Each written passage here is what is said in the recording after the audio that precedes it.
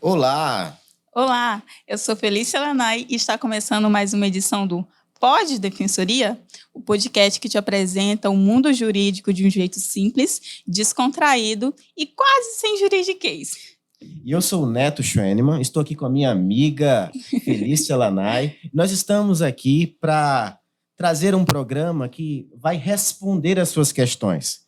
Vamos falar sobre direito de uma forma simples e dizer para você que tem dúvidas acerca dos seus direitos, a Defensoria pode te ajudar, pode te orientar e pode responder às suas perguntas.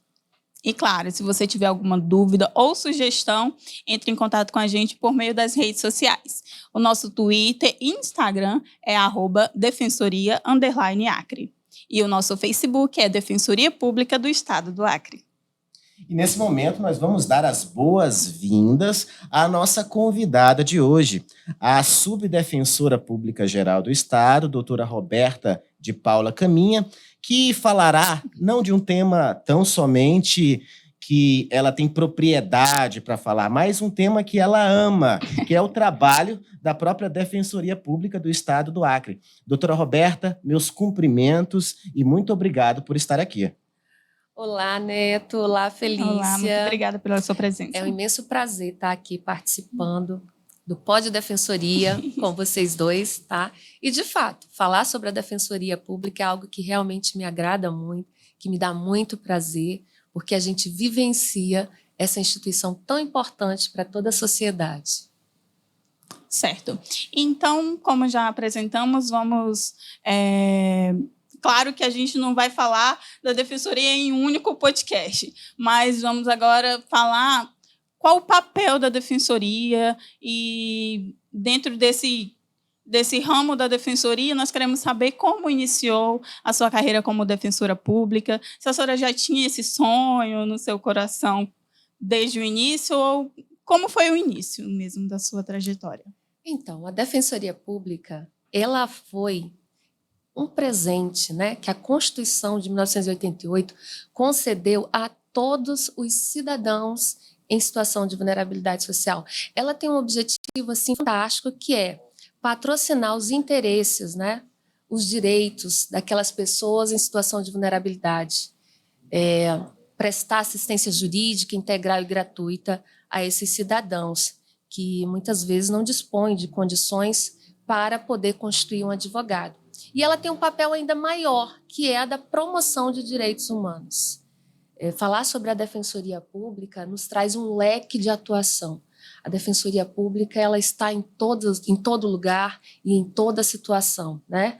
O cidadão hipossuficiente, ou seja, aquele que não dispõe de condição financeira de constituir um advogado, ele pode estar buscando os serviços da Defensoria para resolver as situações tanto de natureza civil quanto criminal, família. A Defensoria também tem essa sistemática de promover o direito de pessoas, de grupos em situação de vulnerabilidade, como é a questão do patrocínio para idosos, para crianças em situação de risco, para mulheres em situação de violência, para pessoas com deficiência, para indígenas e tantas outras situações que a gente pode estar contribuindo. Não é à toa que ela é conhecida como a guardiã dos vulneráveis, conhecida como a amiga da comunidade.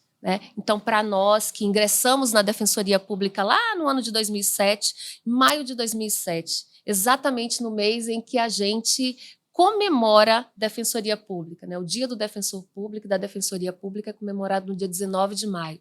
Nós tivemos o prazer de ingressar na Defensoria Pública ali no dia 9 de maio de 2007. E lá se foram quase 17 anos de atuação. Assim que ingressei, eu tive um grandioso presente, porque acriana, raiz, como sou, ali da cidade de Chapuri, eu tive a oportunidade de escolher as unidades que estavam à disposição. E naquela época, Chapuri estava sem defensor público, né? Então eu fui para a minha cidade natal e ali eu atuei como defensora pública por 6 anos. Foram 6 anos maravilhosos da minha vida, que eu sou extremamente grata a toda aquela população que muito contribuiu, com o meu processo de aprendizado enquanto defensora pública, mas também no meu processo de amadurecimento pessoal. Como foi essa aproximação assim com a comunidade, principalmente em um lugar que a senhora já se sentiu à vontade? Então, é como eu falei, eu fui muito jovem, né? De certa forma, eu ingressei na Defensoria Pública muito jovem. E assim, quando eu voltei para Chapuri, em que pese eu já estava há um tempo que tinha saído daquela cidade junto com os meus pais, as pessoas me conheciam, recordavam de mim ainda quando pequena. Então, as pessoas tinham o prazer de ir na defensoria e para que eu pudesse atendê-las. E Chapuri só tinha um defensor público, né? Naquela época, a infraestrutura da defensoria era um pouco mais precária, então nós tínhamos que nos virar, tínhamos que atender do cível ao criminal. Eu sempre dizia que pela manhã eu estava ali fazendo atendimento a um casal para tentar compor a situação, fazer uma composição, né, extrajudicial ali para tentar resolver a situação. O acordo. Isso, para tentarmos um acordo, né, para que não precisássemos de fato ter que ir para as vias judiciais, né? E aí, de repente, 2 horas depois, eu estava fazendo um plenário de uma sessão de tribunal do júri, né? Então, assim, nós tínhamos que saber de tudo um pouco. E era tudo muito corrido, mas, graças a Deus, o aprendizado era grande, porque o que mais gratificava toda essa demanda excessiva de trabalho era exatamente olhar para aquelas pessoas e perceber que, pelo seu trabalho, pela atuação da defensoria, você teve a oportunidade de transformar uma vida. E muitas vezes não só uma vida, né? Mas todas aquelas vidas ao redor daquela que você se propôs a auxiliar. E Chapuri não era só a demanda do civil e criminal. Como lá não era sede de justiça federal, a gente trabalhava também com a questão dos benefícios previdenciários, né? Então, a gente sabe que o nosso estado ainda é um estado que tem muitas pessoas em condição de vulnerabilidade social. E aí a demanda da defensoria é sempre muito alta. Nos municípios do interior, ela chega a ser 95%. Né? Então, para vocês terem uma noção de quantas pessoas buscam esse acesso à defensoria pública para poder dar voz, dar vez realmente aos seus direitos, para concretizar justiça social. É o que eu ia lhe perguntar agora. Qual o requisito para ser atendido pela defensoria? Tem algum requisito? A defensoria, né, ela se estabelece sobre um conjunto de regras para atuação.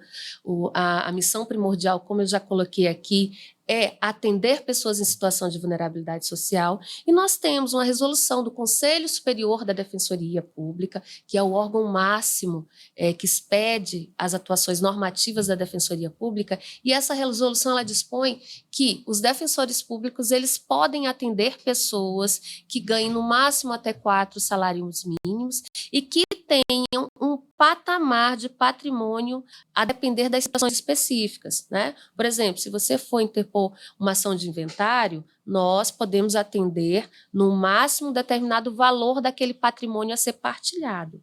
Mas, no geral, até 4 salários mínimos de renda, a defensoria está apta a atender. Eu penso ter sido muito gratificante para a senhora retornar para Chapuri, para servir aquela comunidade. E como a senhora disse, né, atua em várias frentes. E o usuário, o que ele pode alcançar? Quais aqueles serviços que aquele que nos assiste, eu estou precisando disso. Será que a defensoria pode me ajudar nisso? Tem algum exemplo, doutora? Tem vários exemplos, né? Eu esqueci até de falar não só da assistência jurídica integral e gratuita, mas também a questão da educação em direitos. Isso que nós estamos fazendo aqui nessa oportunidade, né? Nós estamos falando dos direitos dos nossos usuários, dos nossos assistidos. Por isso que o cidadão pode aqui perguntar, pode defensoria isso? Pode defensoria aquilo?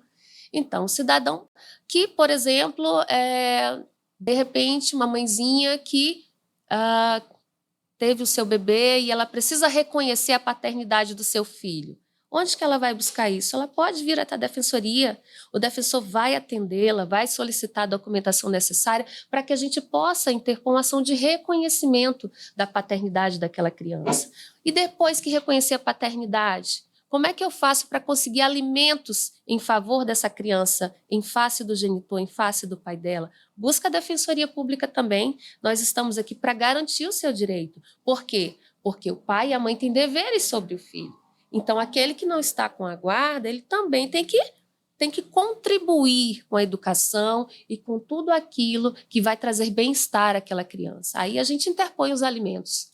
Naquele caso de um usuário que está doente, precisando de alguma medicação, a defensoria também atua nesses casos? Com certeza atua, defensoria, inclusive aqui na nossa capital, em nossa sede, nós temos um subnúcleo voltado à tutela da saúde. Isso foi um sonho conquistado aqui por nós, defensores públicos, porque o objetivo era qualificar o atendimento da defensoria. Por isso, nós fomos especializando os atendimentos. E o subnúcleo de saúde foi algo que nasceu dessa forma. Cidadão que precisa de uma medicação, já foi ao postinho várias vezes, já buscou os hospitais, não conseguiu porque está em falta, vem até a Defensoria Pública, né? Nós vamos atendê-lo e, se for necessário, se não conseguirmos pelas vias de composição extrajudicial, através de um pedido administrativo, nós vamos interpor uma ação de obrigação de fazer para que a entidade responsável ela forneça aquela medicação, assim como qualquer tratamento necessário àquele cidadão que se encontra em necessidade. Além do subnúcleo de saúde, existem outros subnúcleos especializados, de atendimento especializado na defensoria? Diversos subnúcleos. Esses subnúcleos eles foram criados, como eu disse, né? O propósito é facilitar o acesso do nosso cidadão que busca o serviço da defensoria. E aqui nós temos a composição extrajudicial de conflito. De repente, eu já estou separada de fato há bastante tempo e eu e o meu ex-marido queremos fazer um acordo para organizar a guarda dos nossos filhos e dividir os nossos bens. Eu posso, assim com ele, juntamente com ele, estar buscando esse atendimento da defensoria, onde a defensoria vai fazer uma oitiva qualificada, vai compreender de fato o que esse casal quer e vai fazer o acordo, pedindo que eles assinem para que a gente tão somente solicite a homologação em juízo. Nós temos um núcleo de composição extrajudicial, não só com esse objetivo, mas quando se quer tratar de uma guarda ou qualquer outra situação que comporte a composição extrajudicial. Temos também o subnúcleo do superendividamento, o núcleo que trabalha com as questões de direito do consumidor. Esse núcleo é muito bom, né? Então, esse núcleo é fantástico. Por quê? A gente observa muito a questão do superendividamento, especialmente de pessoas idosas. Nossa, fiz tantos empréstimos, tantos consignados, e agora aquilo que eu estou recebendo não está tendo a mínima condição de viver com dignidade. Então, você pode vir buscar a Defensoria Pública. Aqui nós temos uma equipe especializada, um defensor atuante nesse subnúcleo, que vai avaliar individualmente a sua situação, vai verificar a possibilidade de parcelamento, de amortização de juros, ou até mesmo para excluir essa dívida, se porventura ela tenha sido feita em dissonância com o que prescreve as leis do consumidor. E, doutora, como que o nosso ouvinte tem acesso à Defensoria Pública hoje? A gente passou por esse momento de pandemia, né? Muitos órgãos fecharam as portas. Como que eles podem alcançar esses direitos? Então, a Defensoria ela tem uma acessibilidade muito positiva. Essa questão da pandemia ela nos ensinou muito, né?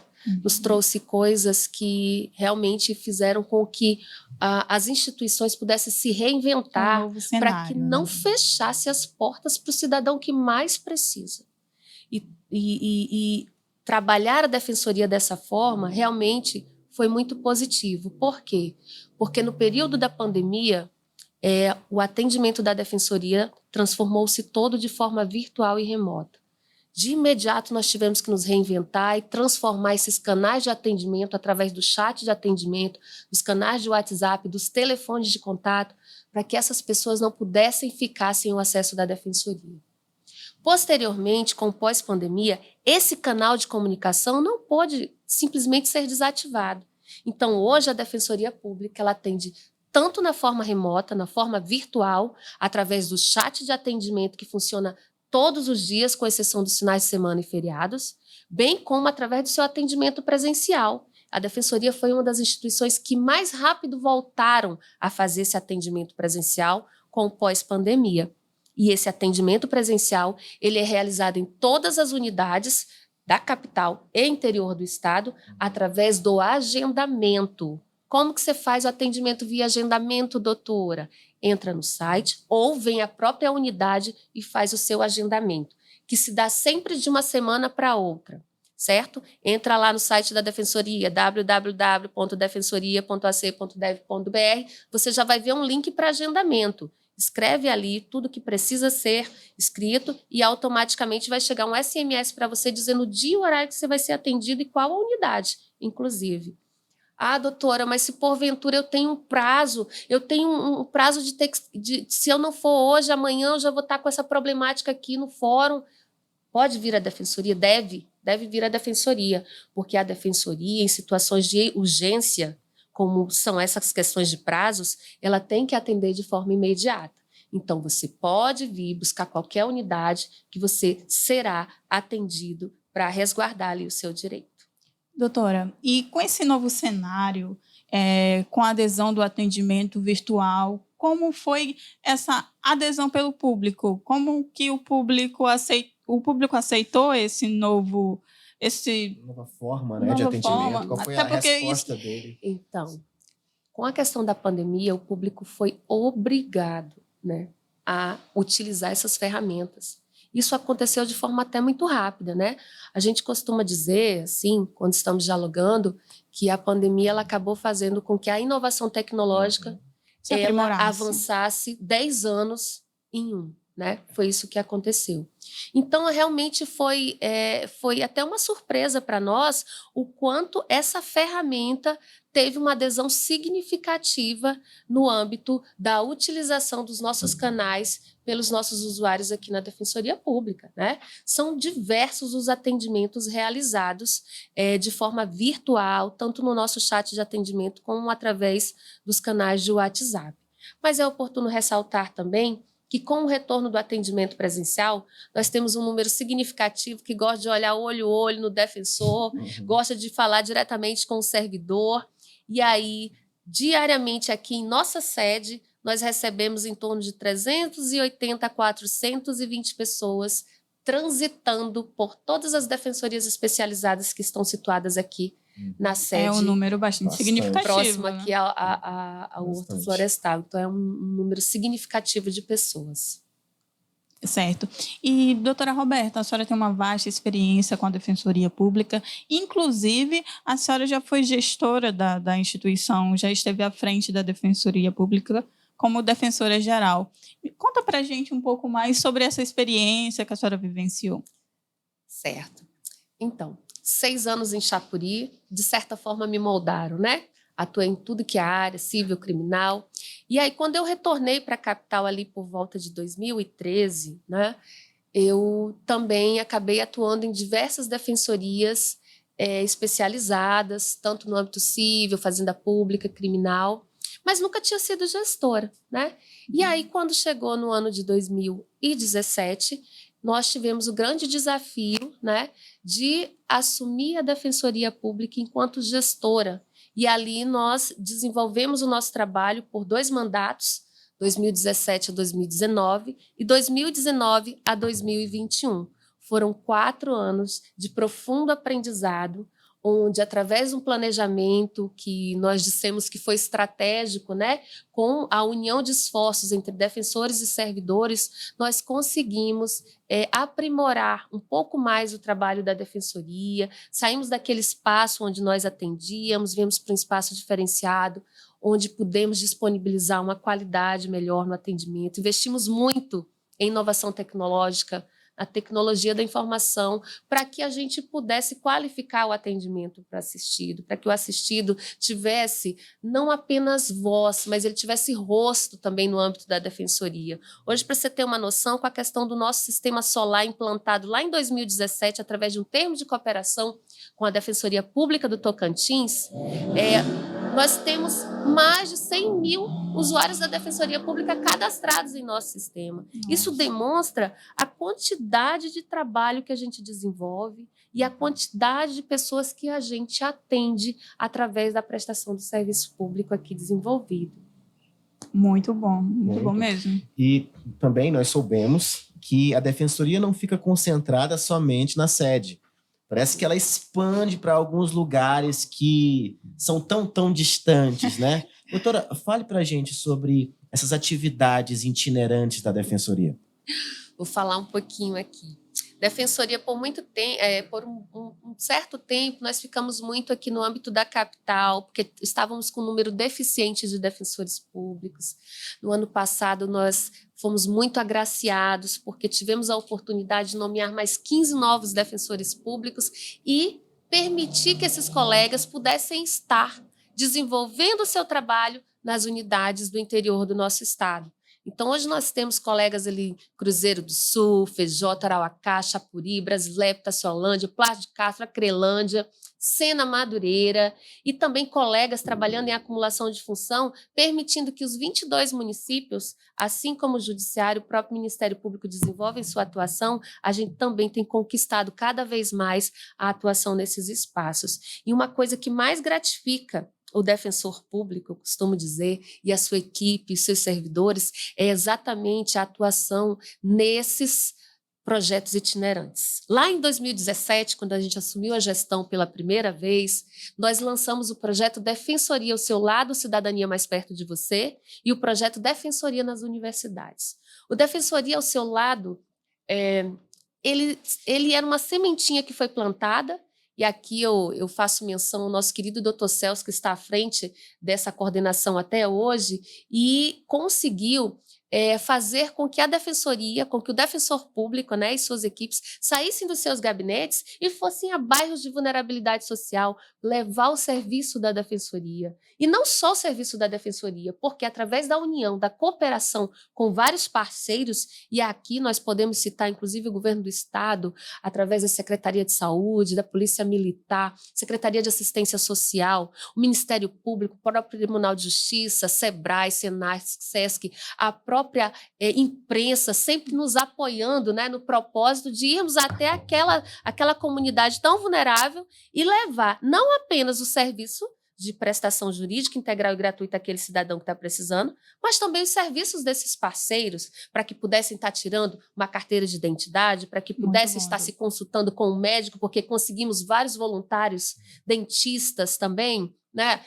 E tantas outras prestação de serviços tão importante para aquele cidadão que tem dificuldade de se deslocar até o centro da cidade, se deslocar até aqui, Antônio da Rocha Viana, para resgatar um direito que é tão seu, né? Então, esses itinerantes realmente modificaram a cara da defensoria e deram uma visibilidade muito positiva, porque firmaram a nossa parceria com o povo. É uma aproximação com o cidadão. Com certeza, é a aproximação com o povo. Quando a gente chega nos bairros, as pessoas abrem os seus braços para que possamos ali estar, né, e conquistar cada vez mais a confiança daquele cidadão que ali se encontra. Então, para mim, é extremamente gratificante participar dessas atividades, colocando nossos coletinhos e indo ao encontro daquela população. É maravilhoso. Maravilhoso. E, doutor Celso, queremos você aqui.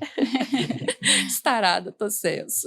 E essa aproximação também, doutora, se dá pela ouvidoria da Defensoria? A Defensoria dispõe de uma ouvidoria?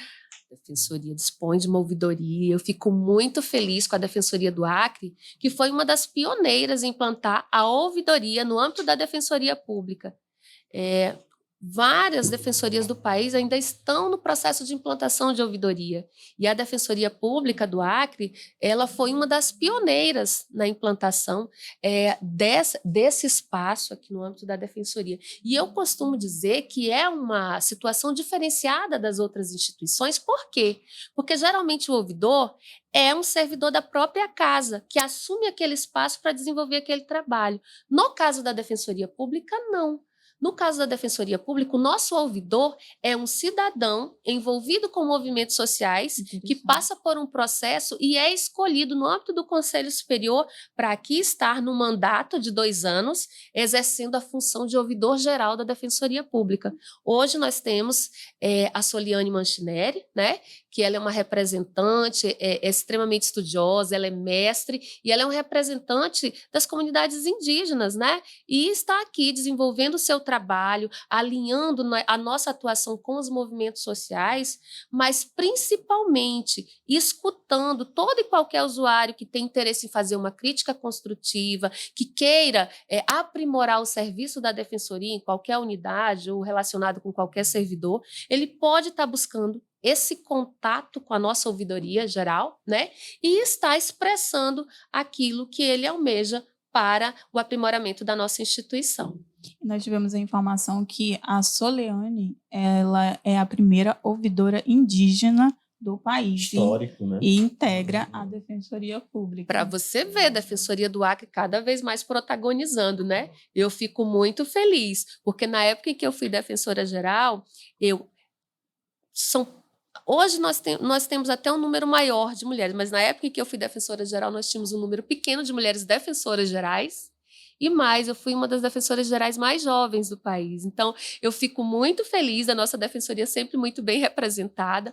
A Soliane, a primeira ouvidora voltada à indígena, né, que nós temos no Sim. país e que tem assim, nos dado muito orgulho em sua atuação.